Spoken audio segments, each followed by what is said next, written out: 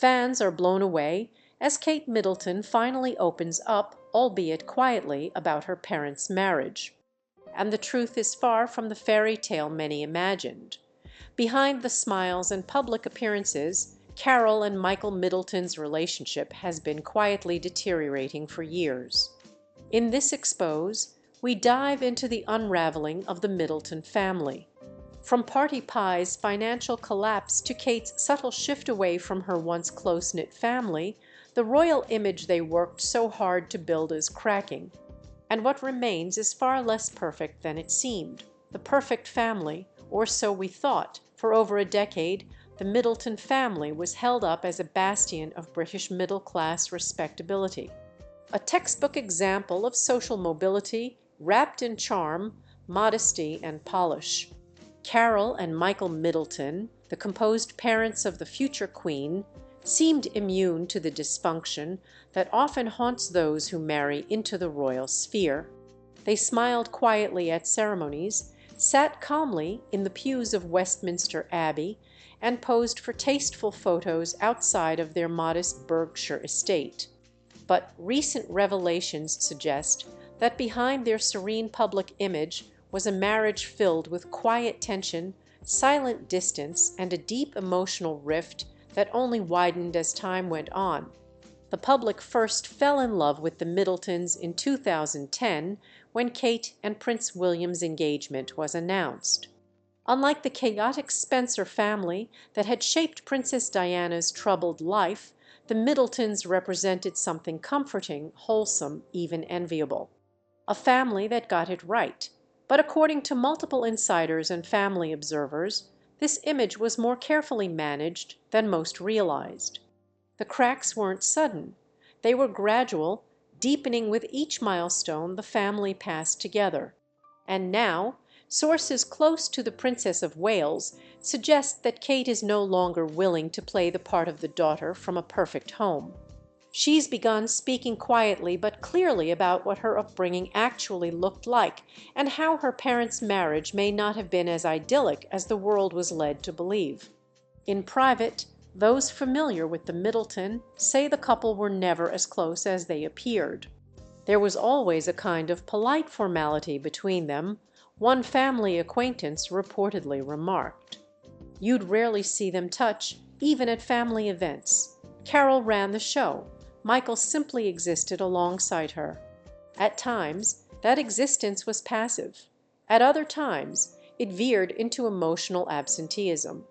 What's most telling is how often Kate, even in interviews meant to be light-hearted, would slip into roles of mediation and control. Traits developed early, according to psychologists, by children who grow up balancing unstable adult dynamics. One source close to the royal household described Kate as having a relentless sense of responsibility. Now it seems we're beginning to understand where that came from.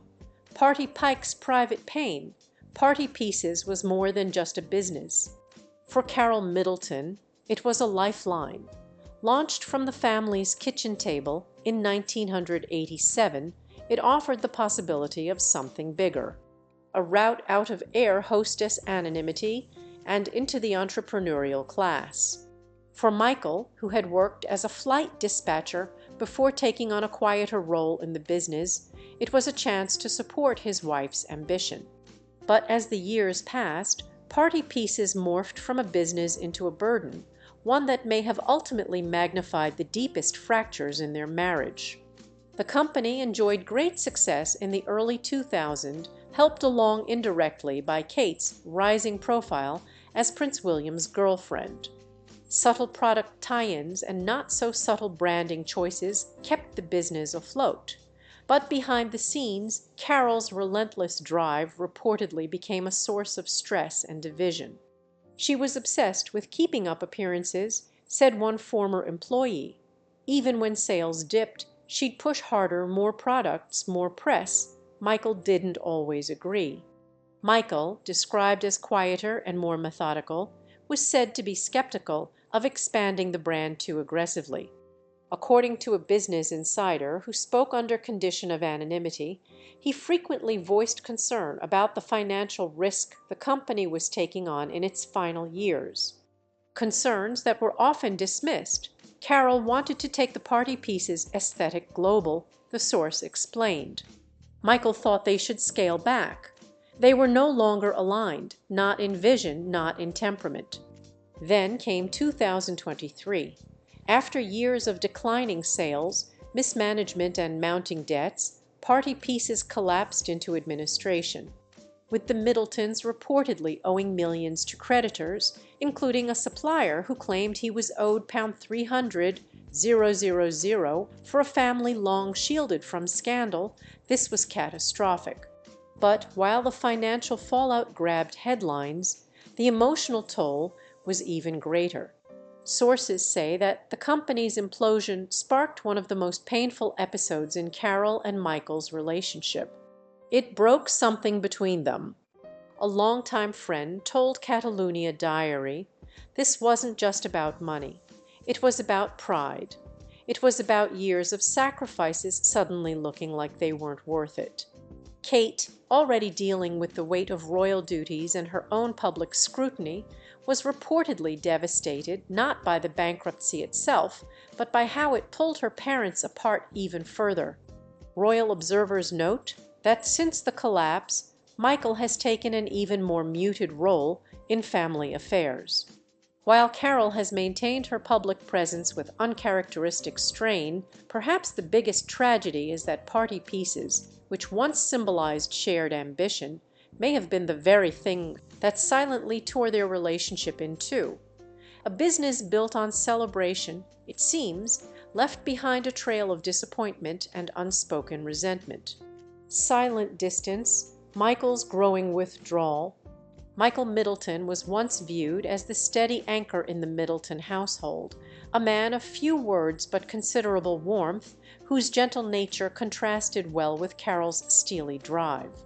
But behind the scenes, this quiet stability may have masked something more troubling, a pattern of emotional withdrawal that intensified over time, leaving not just his wife, but also his children increasingly isolated from his inner world. According to sources familiar with the family, Michael's emotional distance wasn't sudden.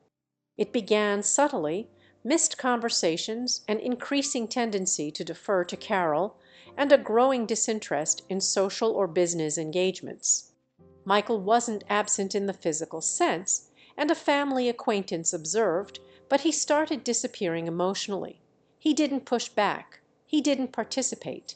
He let Carroll make all the calls, even when those calls were damaging. As party pieces expanded and the public spotlight on Kate grew, so did the demands on the Middletons' image. Yet, Michael reportedly shrank further from the spotlight. While Carroll courted royal etiquette experts and managed the family's social calendar, Michael often preferred to remain in the background, even during major royal events. It wasn't just modesty, one royal staffer confided. It was detachment. You'd almost forget he was there. Speculation grew within the extended family and even among royal aides that Michael and Carroll were leading increasingly separate lives under the same roof. Public appearances were always cordial, but insiders say that privately Michael had stopped emotionally investing in the marriage. He became less involved in both the business and the social infrastructure that held their public image together.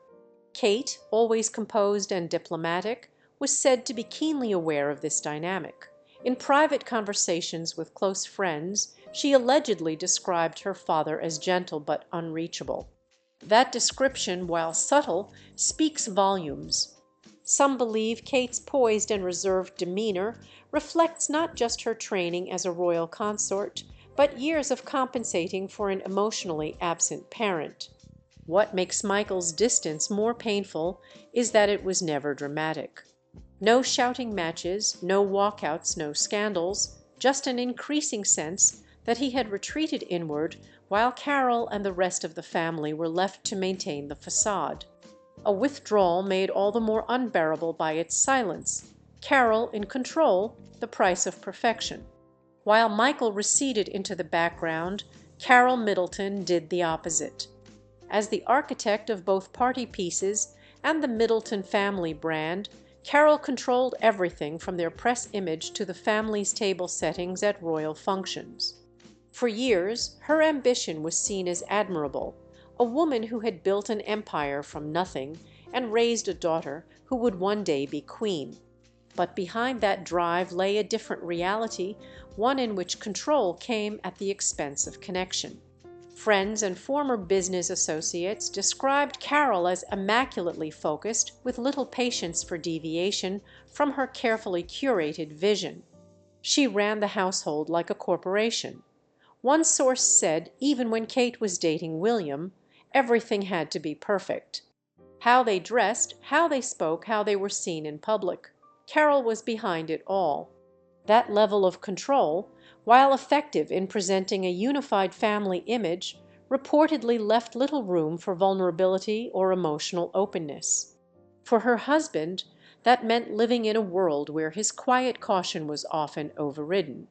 For Kate and her siblings, it meant growing up with a parent whose love was often filtered through the lens of image management and achievement. There is growing speculation that Carol's obsession with perfection may have contributed not only to Party Pie's ultimate collapse, but to the deterioration of her marriage. As the business faltered and debts mounted, sources say she doubled down on trying to fix the situation. Not with transparency, but with more control, more branding, more denial. Carol couldn't let the image slip, said a former employee. Even when things were going under, she acted like everything was fine. That stress, it changes a person.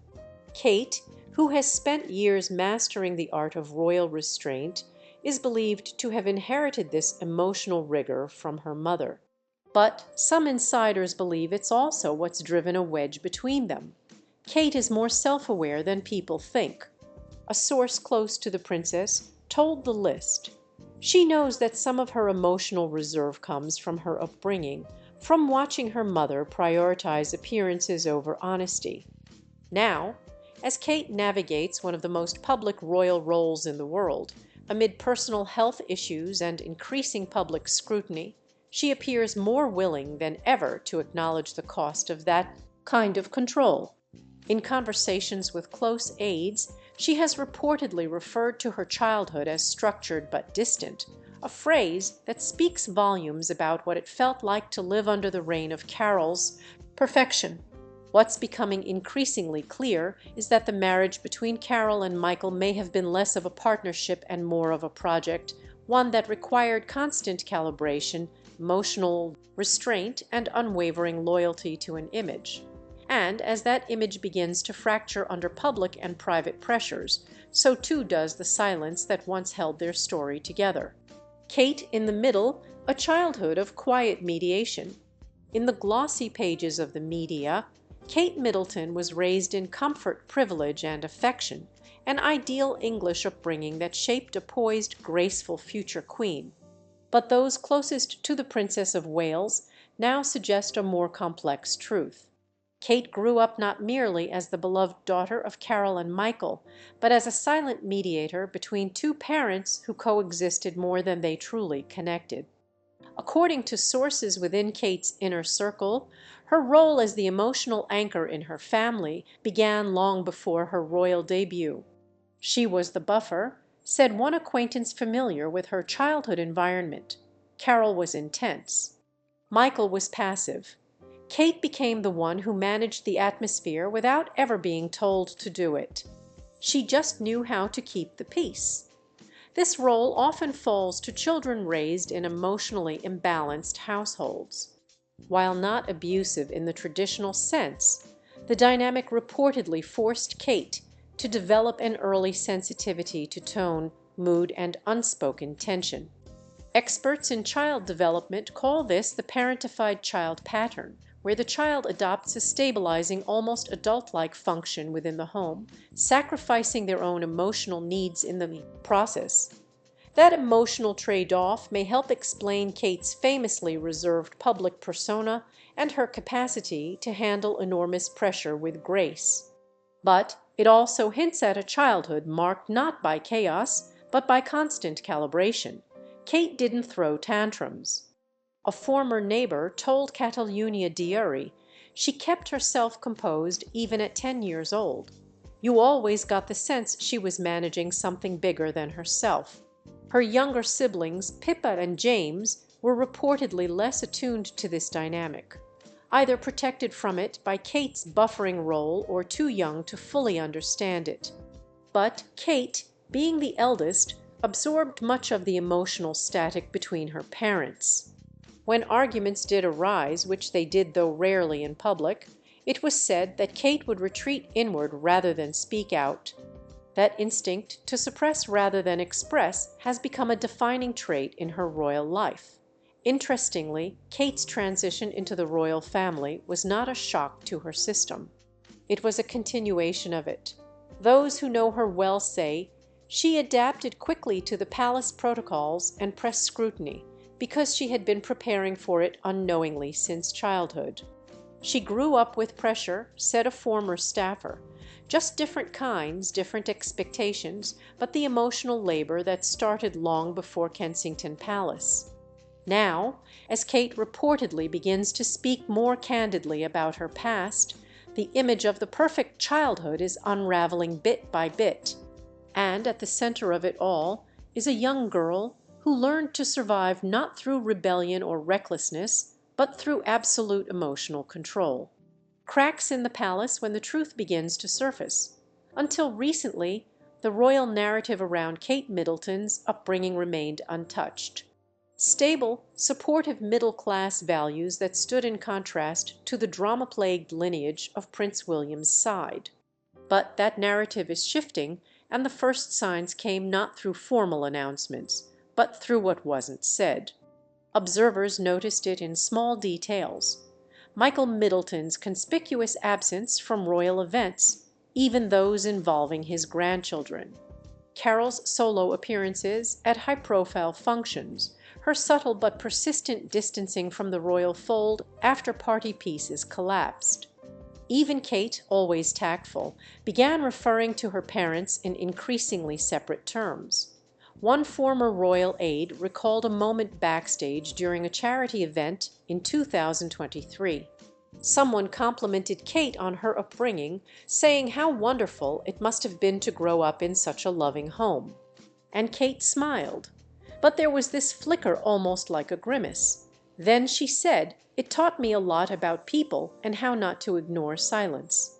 That one phrase, how not to ignore silence, has become the quiet code for what insiders believe Kate is beginning to confront, a lifetime of managing dysfunction through denial. While she remains fiercely protective of her family, sources say she is no longer interested in upholding a false narrative. The myth of the Middleton marriage is no longer serving her, nor is it reflective of the truth she now feels strong enough to share, albeit carefully. The palace has been reportedly aware of these growing tensions for some time. Aides have had to gently navigate how to accommodate Kate's loyalty to her parents while preparing for the inevitable questions surrounding the party pieces scandal. The embarrassment of unpaid debts was one thing, but the emotional fallout, especially if it spills into public view, could be far more complicated. Then came the rumors, softly whispered at first, then picked up by tabloid gossip columns, that Carol and Michael were leading separate lives. The couple has not formally separated, but according to royal insiders, their relationship is at best polite cohabitation. A royal biographer described it more bluntly. They are not a unit anymore. They are a brand with a broken foundation. Kate, meanwhile, is left to navigate the wreckage. Between her health issues, her children, and the pressures of a future queen's schedule, she now carries the weight of preserving dignity for both her birth family and her royal one. And while she's unlikely to ever fully tell all, those who know her say the veil has already begun to lift. But she has allegedly defended them against rumors, saying, "My parents are not getting divorced. They are just finding a new balance under different circumstances." For the first time, Kate Middleton is letting the world know that her story is more complicated than fairy tales allow. and the palace, long dependent on the illusion of harmony, may have no choice but to adjust the script. Unseen by the Crown, what the royal family missed. The British royal family has always placed high value on discretion, unity, and appearances. In many ways that made the Middletons calm, composed, and scandal-free, the perfect in laws. But as the truth about Carol and Michael's marriage begins to surface, royal insiders are reportedly asking, how did no one see this coming? From the early days of Kate's courtship with Prince William, the palace saw the Middletons as a stabilizing force. Unlike the tabloid fodder families of other royal partners, the Middletons presented a polished front, hardworking, private, loyal. They were considered the anti-Pensers, said a senior palace aide, referencing Princess Diana's famously volatile family. But behind closed doors, insiders now claim there were warning signs. Michael Middleton's reluctance to participate in royal functions became more than just humility. It was avoidance. He was frequently absent from events that Carol attended alone. At first it was chalked up to personality, said one former inquiry, but over time it started to look like something more intentional. Carol, on the other hand, was increasingly seen as a presence to manage. Curters described her as formidable and territorial, reportedly pushing back on palace advice and seeking more influence over Kate's life than was customary. She wasn't just a mother-in-law. She was operating like a political advisor, said one insider. The palace maintained its distance, perhaps too much. They never really examined what was going on behind the scenes, said a former communications officer. They didn't want to rock the boat. The Middletons were good for the brand. But now that brand is under review, with party pieces exposed as financially unstable, and the marriage between Carol and Michael reportedly strained to the point of emotional separation, the royal household is said to be rethinking its blind spots. Some speculate that the palace may even offer more protective distance between Kate and her parents, moving forward discreetly, of course. For Kate, this shift is bittersweet. She has always been fiercely protective of her family, defending them in public, even as the strain grew in private. But as her own role in the monarchy deepens, and as she faces her own health challenges, there are signs she may be stepping back from that protective role. Not with scandal, not with statements, but with silence and space. And in the royal world, that kind of silence says everything. A royal daughter's quiet reckoning. So where does this leave the once immaculate Middleton family, now frayed at the edges, scrutinized under a harsher royal light? The truth may be that the fairy tale always had a few cracks in it. But for decades, Kate served as both its heroine and its protector, carefully editing the family narrative to match the polished expectations of the Crown. Today, as that myth fades, what remains is not scandal, but sobering complexity. Carol Middleton remains a formidable figure, but one whose influence is dimming. With party pieces gone and her image as the ever-capable matriarch under strain, she reportedly spends more time focusing on her grandchildren. Insiders say she is still welcomed at Kensington Palace, but it's different now. Less confident, more grandparent, still part of the fold, but no longer behind the curtain. Michael, by contrast, has nearly disappeared from the scene. Whether due to emotional retreat, health issues, or simple preference, his role is now largely ceremonial. The man once framed as the strong, silent partner is now mostly just silent. Kate, navigating royal life with the weight of legacy, illness, and media glare, has begun the hardest task of all, quietly separating her identity from her origin. Sources say she's not turning her back on her parents, but she is finally drawing a line between who they were and who she needs to be. It's grief in a way, one confidant observed. Not just grieving a marriage that was never as perfect as it seemed, but grieving the idea that she could hold it all together. She tried for years, but she's letting go now. This doesn't mean Kate will ever go public. with damning revelations. That's not her style. But the recent shift in tone, in language, in family presence, it all points to a reckoning happening behind palace doors, one that has less to do with scandal and more to do with quiet truth. Do you think it is worth while staying in a marriage for the image? What kind of statement is Princess Kate expected to make? Let us know what you think in the comments below. Thanks for watching. Until next time.